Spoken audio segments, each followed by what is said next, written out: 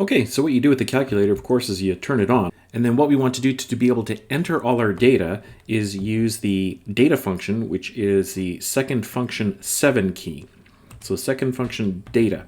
And then what you want to do is make sure that you clear any variables that are already in your calculator, so you can go second function CCE to clear your work. And then you see you have x1 as the first variable showing up. And so for this problem, our x variable is labor hours. And so the first period's labor hours are 1564. So we'll enter 1564, and then you hit the enter button. And then if you press the down arrow, it'll ask for your y value, right? These are basically xy coordinates, and that's for the first period 268, 121. And then you press the enter button. And then for the next set of values, you just press the down arrow or the insert key. And for period 2, we want 1501. Enter. And for the manufacturing overhead, 268, 698. Enter. And then down again. For period 3, we have 1455 for the number of hours, enter, and 267,086 for the manufacturing overhead. I'll enter the rest of these individually now for periods 4 through 10. Then once you have them all entered in for periods, you don't want to enter anything for x11, so you just hit the down arrow and you'll see y11.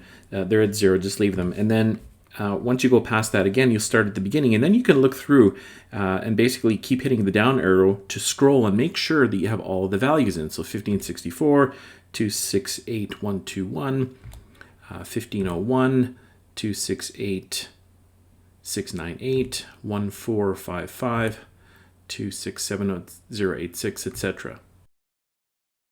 Once you've confirmed all the values are in, what we want to do is you can hit cancel. Don't worry, that won't clear your work, and that'll take you out of that. And then you want to go to the second function stat mode, where we have all of the results. And so if you start scrolling through the list, what we want to find is our y-intercept, but the calculator is based on the equation y equals a plus bx. So for the intercept, we're looking for a.